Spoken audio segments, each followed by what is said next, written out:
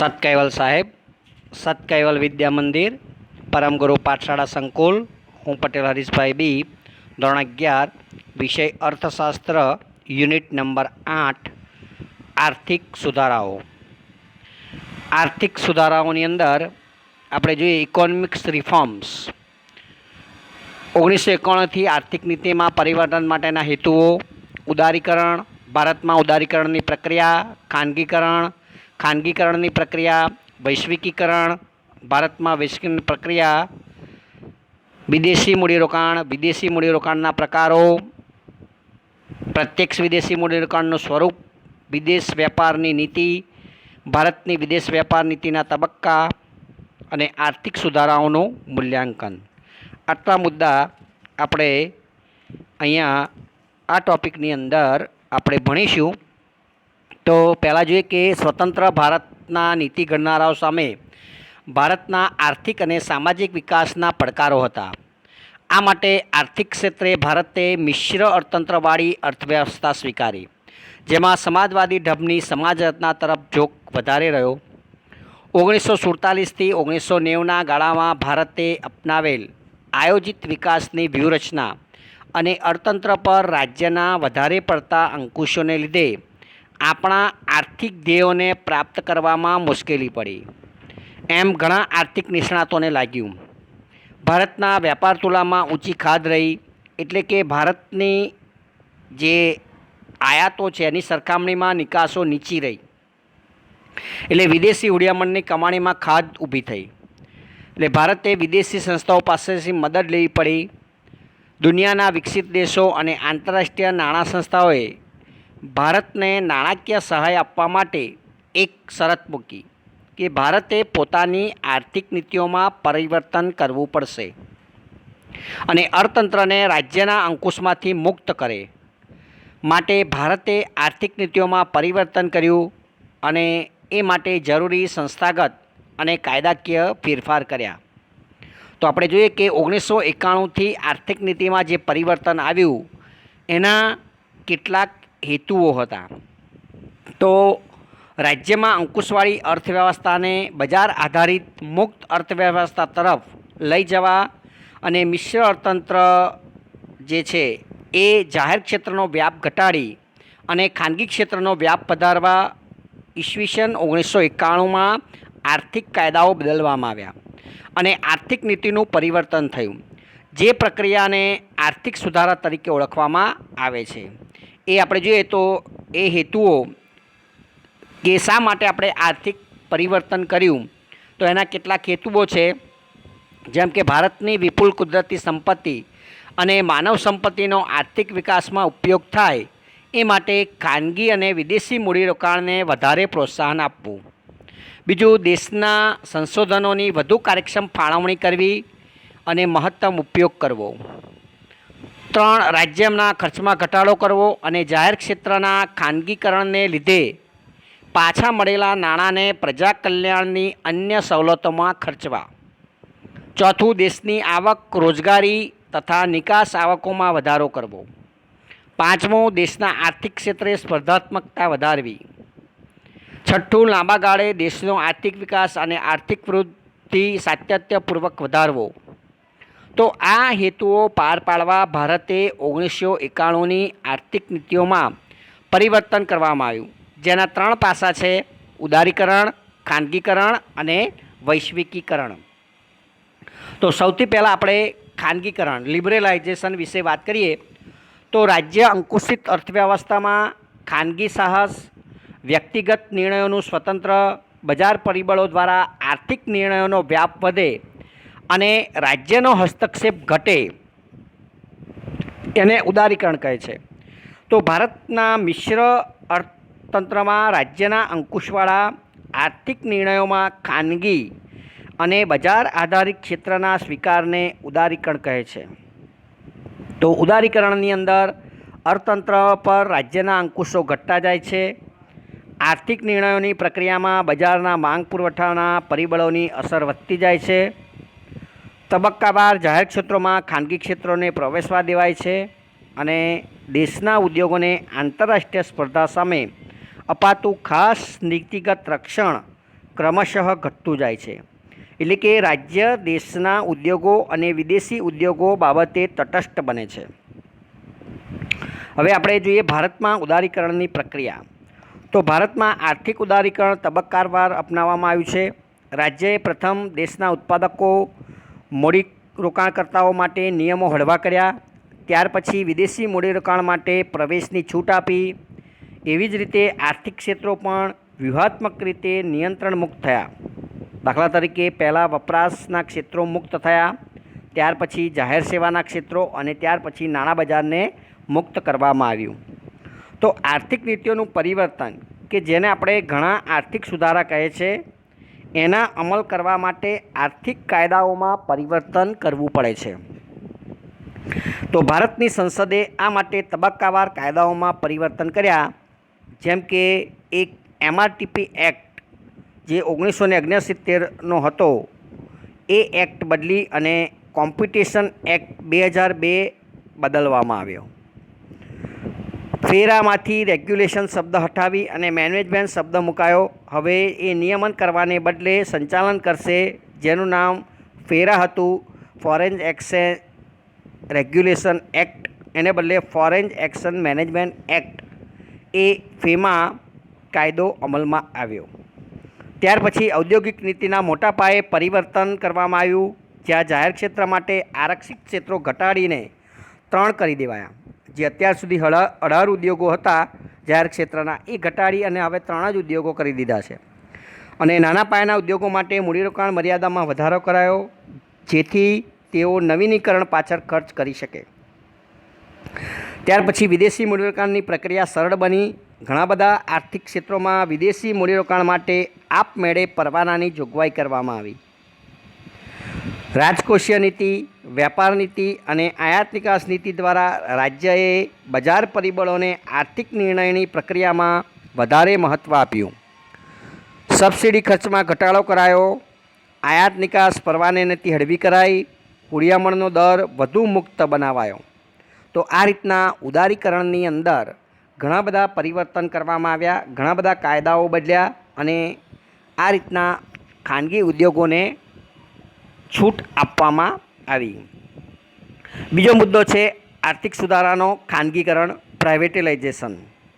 તો ખાનગીકરણ એટલે ઔદ્યોગિક માલિકીનું જાહેર ક્ષેત્રમાંથી ખાનગી ક્ષેત્રમાં હસ્તાંતરણ.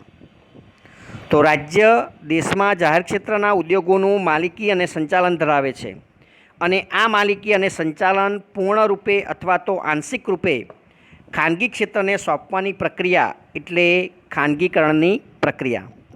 તો ભારતમાં ખાનગીકરણની પ્રક્રિયા આપણે જોઈએ તો એક તો વિમૂડીકરણ દ્વારા ડિસઇન્વેસ્ટમેન્ટ, ત્યાર પછી જાહેર ક્ષેત્ર માટે અનામત ઉદ્યોગોની સંખ્યા ઓછી કરી અને ખાનગી ક્ષેત્રનો વ્યાપ વધાર્યો. ત્રીજી રીતના જાહેર ખાનગી સંયુક્ત માલિકીના ઉદ્યોગો સ્થાપીને. તો આપણે ભારતમાં વિમૂડીકરણનો અર્થ અને એની પ્રક્રિયા જોઈએ તો વિમૂડીકરણ એટલે જાહેર ક્ષેત્રના ઉદ્યોગોમાંથી રાજ્ય પોતાનો ફાળો ઓછો કરી કે પાછો ખેંચીને ખાનગી ક્ષેત્રને વેચે છે. આમ રાજ્ય જાહેર ક્ષેત્રના ઉદ્યોગોમાંથી પોતાની મૂડી પાછી ખેંચે છે, જેને વિમૂડીકરણ કે ડિસઇન્વેસ્ટમેન્ટની પ્રક્રિયા કહે છે. તો ભારતમાં વિમૂડીરોકાણની પ્રક્રિયા આપણે સમજવા 2 બાબતો સમજવી પડે. એક તો પ્રથમ તો સરકાર જાહેર ક્ષેત્રના ઉદ્યોગોના શેર ખાનગી ક્ષેત્રને વેચી અને માલિકીનું હસ્તાંતર કરે તેને ખાનગીકરણ કહેવાય. આવું ખાનગીકરણ 2 રીતે થાય. એક તો જાહેર ક્ષેત્રના તમામ શેર ખાનગી ક્ષેત્રને વેચી દે, એટલે કે માલિકીનું સંપૂર્ણ હસ્તાંતરણ કરે. બીજા, જાહેર ક્ષેત્રના કેટલાક શેર ખાનગી ક્ષેત્રને વેચવા, દાખલા તરીકે 29% કે 49% ખાનગી ક્ષેત્રને આપવા કે અંશતઃ ખાનગીકરણ કહેવાય. જો 51%થી ઓછા શેર વેચાય તો એ નાના પાયાનું વિમૂડીરોકાણ કહેવાય અને 51%થી વધારે શેર વેચાય તો એ મોટા પાયાનું વિમૂડીરોકાણ કહેવાય. તો રાજ્ય જેમ કેટલાક ઉદ્યોગોની માલિકી ધરાવે છે એમ કેટલાક ક્ષેત્રો પર પણ અંકુશ રાખે છે. ખાસ તો જાહેર ક્ષેત્રના ક્ષેત્રો તો જ્યાં ખાનગી રોકાણકારોને પ્રવેશવાની બંદી હોય છે એવા ક્ષેત્રોમાં ખાનગીકરણ કરવામાં આવ્યું અને એમાં છૂટ આપવામાં આવી. એટલે ખાનગીકરણના બીજા પ્રક્રિયાનો જે અગત્યનો મુદ્દો કે રાજ્ય હસ્તકના જાહેર ક્ષેત્રમાં કામ કરવાની છૂટ અપાય. દાખલા તરીકે બેન્કિંગ ક્ષેત્ર, તો એમાં ખાનગી બેન્કોને છૂટ આપવામાં આવી. શિક્ષણ, તો ખાનગી સંસ્થાઓ શાળાઓને છૂટ આપવામાં આવેલી છે. સંદેશા વ્યવહાર, વાહન વ્યવહાર, આ બધી સેવાઓ હવે ખાનગી ઉદ્યોગ જૂથો આપણને પૂરી પાડે છે. તો આ રીતના જાહેર ક્ષેત્રમાંથી ખાનગીકરણની પ્રક્રિયા કરવામાં આવી. બીજું કે આઝાદી બાદ શરૂઆતના વર્ષોમાં જાહેર ક્ષેત્રનું વિસ્તરણ થયું હતું. 31 માર્ચ 1951માં ભારતમાં રાજ્ય હસ્તક 5 ઉદ્યોગો હતા, જે 1990માં વધીને 233 થયા અને માર્ચ 2010માં એ 217 થયા અને 2015માં 300 થયા. પરંતુ જૂના ઉદ્યોગમાંથી હજુ વિમૂડીકરણની પ્રક્રિયા ચાલુ છે. એટલે સરકારે જ્યાં જ્યાં મૂડીરોકાણ કર્યું છે ત્યાંથી પોતાની મૂડી પાછી ખેંચી રહી છે. ત્યાર પછી જાહેર ક્ષેત્ર માટે અનામત રાખવામાં આવેલા જે ક્ષેત્રો છે એ ખાનગી મૂડીરોકાણ માટે ખુલ્લા મૂકવામાં આવ્યા. હાલમાં અણુ ઉર્જા, ઓટોમેટિક એનર્જી, રેલવે અને સંરક્ષણ ક્ષેત્રના ઉત્પાદનના જે સાધનો, એ 3 જ ઉદ્યોગો એ સરકાર હસ્તક નિયંત્રિત છે અને બાકીના બધા જ ક્ષેત્રોમાં ખાનગી ઉદ્યોગોને પ્રવેશવાની છૂટ આપેલી છે. તો આ રીતના ખાનગીકરણની પ્રક્રિયા એ અપનાવેલી છે. ત્રીજો મુદ્દો છે વૈશ્વિકીકરણ, ગ્લોબલાઇઝેશન. તો વૈશ્વિકીકરણ એટલે દેશના અર્થતંત્રને વિશ્વના અર્થતંત્ર સાથે વધુને વધુ સાંકળવાની પ્રક્રિયા, જેમાં ભારત દુનિયાના દેશો સાથે આર્થિક સંબંધો વધારે, જેમ કે ચીજવસ્તુઓ, મૂડી, માનવ સંશોધન, ટેકનોલોજી, કુદરતી સાધનો, નાણાકીય સાધનો, વેપારના ક્ષેત્રોમાં દેશના અર્થતંત્રમાં રાજ્યે મૂકેલા અંકુશો ક્રમશઃ નાબૂદ કરવા. તો આર્થિક આત્મનિર્ભરતા માટે આ પ્રકારની ખુલ્લી નીતિઓ અપનાવી છે. ભારતમાં પણ વૈશ્વિકીકરણની આપણે પ્રક્રિયા જોઈએ તો આંતરરાષ્ટ્રીય નાણાં ભંડોળે એને વધારે પડતા દેવા નીચે દબાયેલા વિકસિત દેશોને 1991માં એમની સંરક્ષણાત્મક આર્થિક નીતિઓ બદલવાની ફરજ પાડી. ભારતે પણ દેશના ઉદ્યોગોને રક્ષણ આપનારી જે આર્થિક નીતિઓમાંથી મુક્ત આંતરરાષ્ટ્રીય વ્યાપારને પ્રોત્સાહક નીતિઓ તરીકે સ્વીકારી અને ભારતમાં પણ વૈશ્વિકીકરણની પ્રક્રિયા શરૂ થઈ. એમાં એક આયાત નિકાસ પરવાના નીતિ હળવી કરવામાં આવી.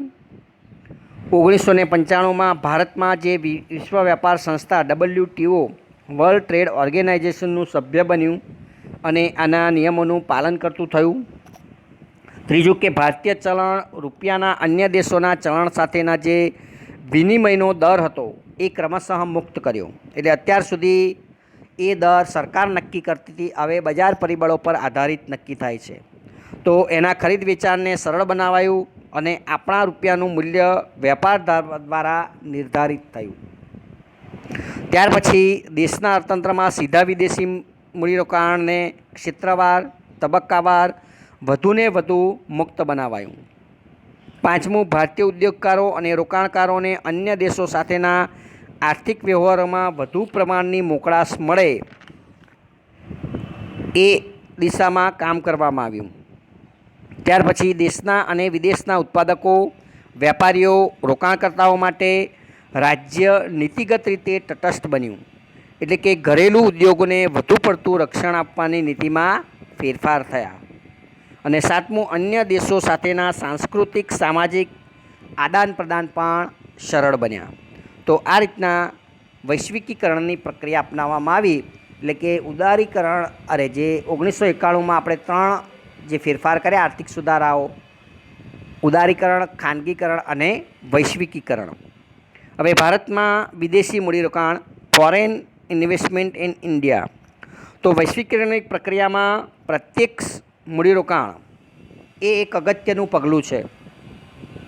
ભારતની નિયંત્રિત અર્થવ્યવસ્થામાં રાજ્ય દેશની નાણાકીય જરૂરિયાતો જેવી કે ઉદ્યોગોની સ્થાપના માટે મૂડીરોકાણ, ચીજવસ્તુઓ, સેવાઓ કે ટેકનોલોજીની આયાત માટે વિદેશી હુંડિયામણની જરૂરિયાત વગેરે માટે વિદેશી સંસ્થાઓ કે વ્યક્તિઓ પાસેથી મદદ લેતી, કારણ કે વિદેશી રોકાણ પર નિયંત્રણો હતા. 1991 પછી રાજ્યએ આર્થિક કાયદામાં ફેરફાર કરી અને વિદેશી વ્યક્તિ કે સંસ્થાઓને સીધું જ ઉદ્યોગમાં વધુ પ્રમાણમાં રોકાણની છૂટ આપી. અને આ રીતના વિદેશી મૂડીરોકાણ એ ભારતમાં આવતું થયું. તો વિદેશી મૂડીરોકાણના આપણે પ્રકારો જોઈએ તો 2 પ્રકારો છે. એક તો વિદેશી સંસ્થાકીય મૂડીરોકાણ, ફોરેન ઇન્સ્ટિટ્યુશનલ ઇન્વેસ્ટમેન્ટ, FII તરીકે ઓળખાય છે. જ્યારે વિદેશી રોકાણકર્તા વસ્તુ કે સેવાના ઉત્પાદનમાં ફેક્ટરી કે ધંધાની સ્થાપના કરવાને બદલે દેશના નાણાં બજાર, મૂડી બજારમાં શેર કે બોન્ડની ખરીદી કરી અને રોકાણ કરે છે, એને વિદેશી સંસ્થાગત રોકાણ કહેવાય. એટલે કે આવી વ્યક્તિઓ કોઈ ઉત્પાદન કાર્યમાં નાણાં રોકતી નથી, પણ નાણાં બજાર કે મૂડી બજારના શેર ખરીદે છે. અને આવી કંપનીઓ વિદેશી સંસ્થાગત રોકાણકર્તા તરીકે રજિસ્ટ્રેશન કરાવવું ફરજિયાત છે. એટલે ભારત સરકાર દ્વારા નિર્ધારિત કરેલી માત્રામાં આવા રોકાણો કરી શકાય છે.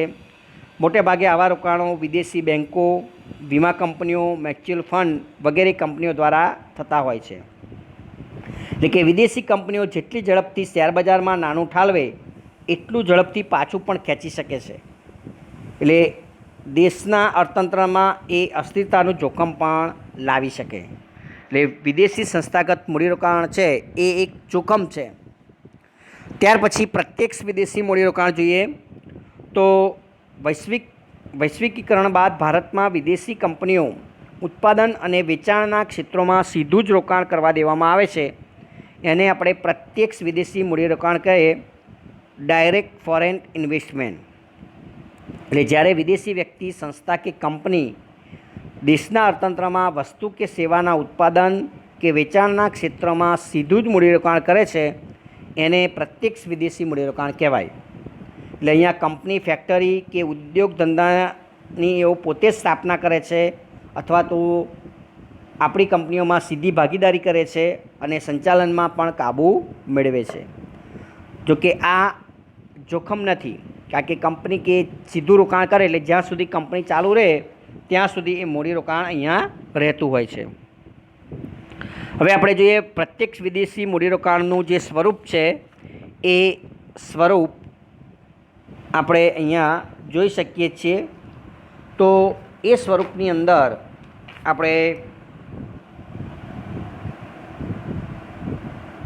જોઈએ તો ભારતની અંદર પ્રત્યેક જે વિદેશી મૂડીરોકાણ છે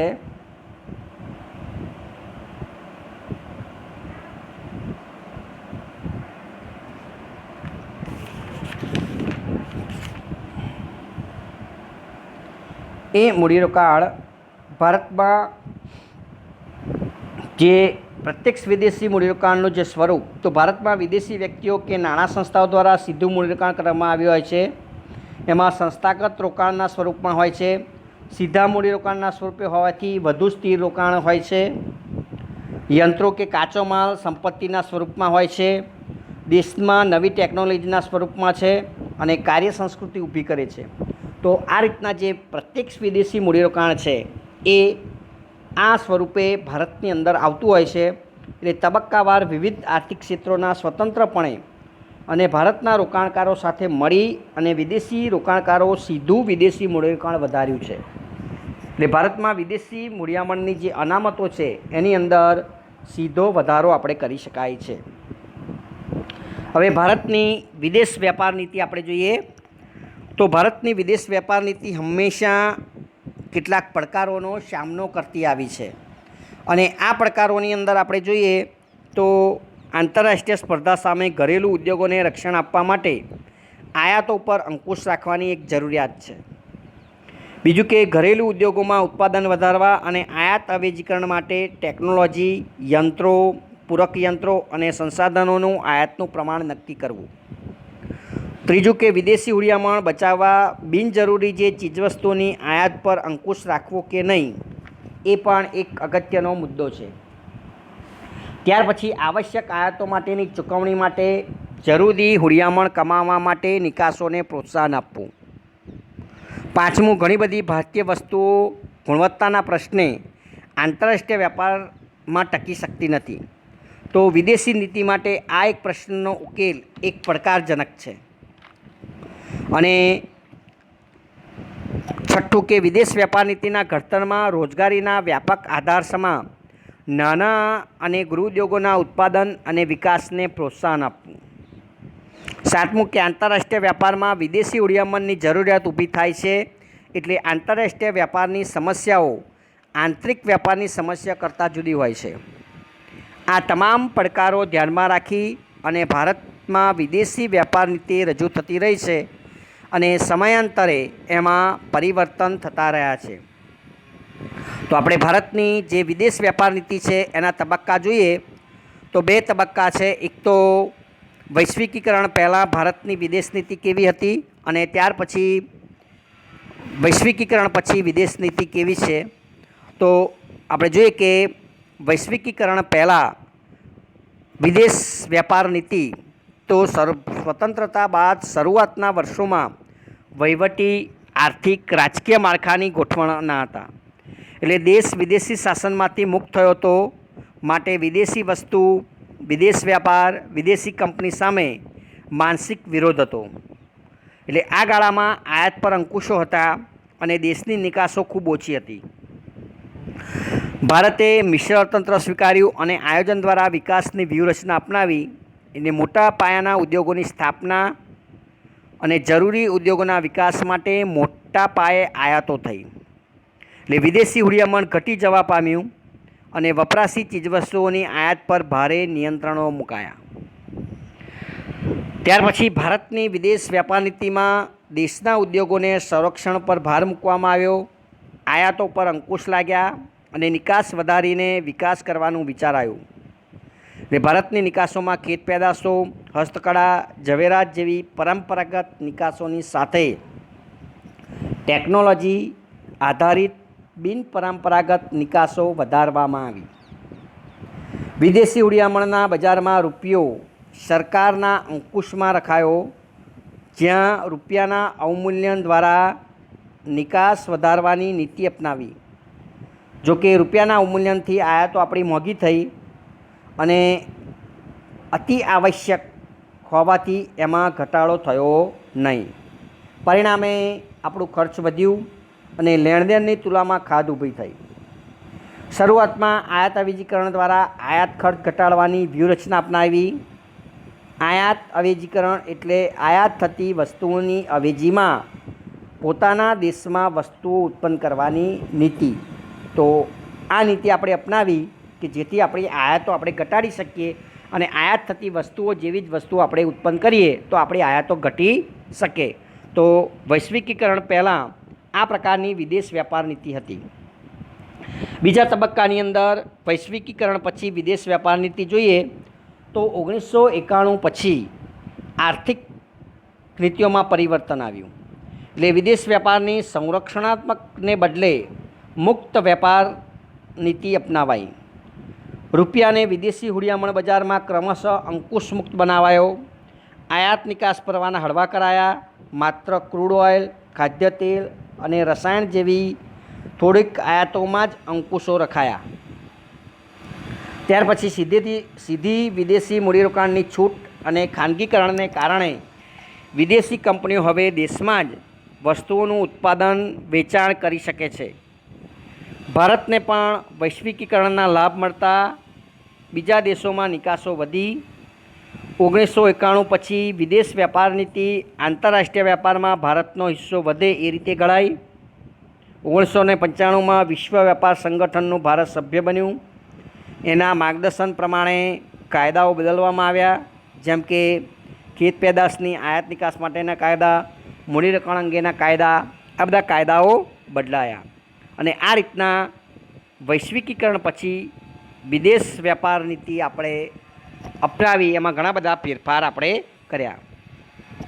હવે આપણે જે આર્થિક નીતિઓ જે જોઈ, જે આર્થિક સુધારાઓ કર્યા, ઉદારીકરણ, ખાનગીકરણ અને વૈશ્વિકીકરણ, તો એનું મૂલ્યાંકન એટલે કે એના કેટલાક સારા અને જે ખરાબ પાસા, સાનુકૂળ અસરો અને પ્રતિકૂળ અસરો એ આપણે જોઈએ તો ભારતમાં 1991થી જે અંકુશવાળી આર્થિક નીતિઓ બજાર આધારિત ખાનગી મિલકત અને નિર્ણયના સ્વતંત્રતાવાળી મુક્ત અર્થવ્યવસ્થા તરફ બદલવામાં આવી. એને આપણે ઘણા આર્થિક સુધારાના નામે ઓળખીએ છીએ. ભારતમાં 1951થી આયોજિત આર્થિક વિકાસ, જાહેર ક્ષેત્રનું પ્રભુત્વ અને અર્થકારણ પર રાજ્યના અંકુશો દ્વારા સમાજવાદી ઢબની સમાજ રચનાનો ઉદ્દેશ્ય હતો. અને આ નીતિઓમાં 1991 પછી પરિવર્તન આવ્યું. આજે લગભગ 25 વર્ષના અનુભવ પછી આ પરિવર્તનનું મૂલ્યાંકન કરીએ તો આપણને કેટલીક બાબતો સમજમાં આવશે. તો આર્થિક સુધારાની પહેલી આપણે સાનુકૂળ અસરો જોઈએ તો ભારતે આર્થિક ક્ષેત્રે જે ખાનગીકરણ, ઉદારીકરણ અને વૈશ્વિકીકરણ અપનાવ્યું એ નવી આર્થિક નીતિ અપનાવી. એને આપણે આર્થિક નિર્ણયોમાં માંગ અને પુરવઠાના પરિબળોને મહત્ત્વ આપ્યું. માટે કિંમત નિર્ધારણ, વેતન નિર્ધારણ, વ્યાજ નિર્ધારણ અંકુશમુક્ત અને વાસ્તવિક બન્યા. રાજ્યના અંકુશો ઓછા થવાના કારણે ઉત્પાદન, મૂડીરોકાણ, વહેંચણી આર્થિક પરિબળો દ્વારા નક્કી થઈ. રાષ્ટ્રીય અને વિદેશી એવા ભેદ ઘટ્યા. પરિણામે અર્થતંત્ર પર કેટલીક સાનુકૂળ અસરો થઈ, જેમ કે દેશના ગ્રાહકોને આંતરરાષ્ટ્રીય ગુણવત્તાની વસ્તુઓ હવે સહેલાઈથી અને સસ્તા દરે મળતી થઈ. બીજું કે દેશના હુંડિયામણના ભંડોળમાં વધારો થયો. ત્રીજું, ભારતની નિકાસો વધી. ચોથું, રાજ્યની વિદેશી દેવાનો બોજો ઘટ્યો અને સીધા વિદેશી મૂડીરોકાણ વધ્યા, જેનું જોખમ રાજ્યને માથે નહોતું. પાંચમું, મોટા પાયાના રોકાણો દ્વારા ખાનગી ક્ષેત્રનો વિકાસ થયો, ઉત્પાદન અને રોજગારી વધ્યા. સાધનોની ગતિશીલતામાં વધારો થયો. રાજ્યના અંકુશને કારણે ભ્રષ્ટાચાર, અમલદારશાહી, નિર્ણયોમાં વિલંબ, જડતા વધ્યા હતા એ ક્રમશઃ ઘટ્યા. રાજ્યના અંકુશો અને મૂડીની અછતને કારણે ઉપેક્ષા પામેલા ક્ષેત્રોમાં ખાનગી મૂડીરોકાણ દ્વારા વેગ આવ્યો. વસ્તુઓ અને સેવાઓની અછતમાં ઘટાડો થયો. એમાં વિવિધતામાં વધારો થયો. વિવિધ વસ્તુઓ આપણને પ્રાપ્ત થાય છે. અન્ય દેશ સાથેના સામાજિક અને સાંસ્કૃતિક સંબંધો વધારે સુદૃઢ બન્યા. તો આ રીતના આર્થિક સુધારાઓની કેટલીક સાનુકૂળ અસરો આપણને જોવા મળે છે. હવે એની કેટલીક પ્રતિકૂળ અસરો પણ પડી. નવી આર્થિક નીતિમાં કેટલાક સામાજિક અને આર્થિક પ્રશ્નો પણ ઊભા કર્યા, જેમ કે નાના પાયાના ઉદ્યોગો અને ગૃહ ઉદ્યોગોને ભારે નુકસાન થયું. બહુરાષ્ટ્રીય કંપનીઓના જાહેરાત ખર્ચ અને સ્પર્ધાત્મકતા સામે આવા નાના ઉદ્યોગો ટકી શક્યા નહીં. બીજું કે ખાનગીકરણની સાથે જે વૈશ્વિકીકરણ શરૂ થયું, એટલે કે દેશના ઉત્પાદકો કાર્યક્ષમ બને એ પહેલાં જ આંતરરાષ્ટ્રીય સ્પર્ધાઓનો સામનો કરવો પડ્યો અને જેણે ઘણા રાષ્ટ્રીય ઉદ્યોગોને નુકસાન પહોંચાડ્યું. તો આ બાબત પણ એક પ્રતિકૂળ આપણે કહી શકીએ. ત્રીજું કે જાહેર સેવાનું ખાનગીકરણ થયું. એના કારણે સબસિડીમાં ઘટાડો થયો. પરિણામે જાહેર સેવાઓ અને પાયાની સુવિધાઓ મોંઘી બની, જેણે તમામ વસ્તુ અને સેવાના ઉત્પાદન ખર્ચમાં વધારો કર્યો. ચોથું કે ભારતીય ચલણનું નિર્ધારણ વેપારને આધારે અને બજારમાં થવાથી એના મૂલ્યમાં વધુ પ્રમાણમાં બદલાવ આવે છે, જેના કારણે વેપાર કરતી ઘણી ભારતીય કંપનીઓને નુકસાન થયું. એટલે કે આંતરરાષ્ટ્રીય કક્ષાએ આપણો જે રૂપિયો છે નબળો પડતો ગયો. એના કારણે જે આપણી આયાતો છે એ મોંઘી બનતી ગઈ. એટલે ભારતના વેપારીઓને ઘણું બધું નુકસાન થયું. ત્યાર પછી બહુરાષ્ટ્રીય કંપનીઓ મોટી કંપનીઓને નીચા દરે ખૂબ જ પુરવઠો અર્થતંત્રમાં ઠાલવી અને લાલણની નીતિ અપનાવી. એટલે ભારતીય ઉદ્યોગોની જે વસ્તુઓ છે એ બહુ ખાસ વેચાતી નહોતી. WTOએ ગુણવત્તાના ઊંચા ધોરણો નિર્ધારિત કર્યા, જેના કારણે ભારત જેવા દેશોની કેટલીક વસ્તુઓ નિકાસ કરવા માટે પડકારો ઊભા થયા. ખાસ કરીને આપણી જે ખેત પેદાશો છે એની નિકાસોની ગુણવત્તા બહુ નીચી હોય એટલે વિદેશોમાં ચાલી શકે નહીં. એટલે એની નિકાસો આપણે કરી શકતા નથી. બીજું કે ખાનગીકરણને કારણે મોટા પાયે ઉદ્યોગો સ્થપાયા, જેને રસ્તા, વીજળી, પાણી, કાચા માલની સુવિધાઓ પૂરતા પ્રમાણમાં મળી નહીં અને એની તંગી સર્જાઈ. આર્થિક અસમાનતામાં ખૂબ જ વધારો થયો. જીવન જરૂરી ચીજવસ્તુઓના ભોગે સમાજમાં નાના વર્ગની એટલે સાધન સંપન્નની જરૂરિયાતો સંતોષતી મોજ શોખની વસ્તુઓનું ઉત્પાદન અને વેચાણ વધ્યા અને સામાજિક સાંસ્કૃતિક વારસાને આપણે વ્યાપક નુકસાન થયું એવું ઘણા લોકો માને છે, પણ ખરેખર એ થયેલું જ છે.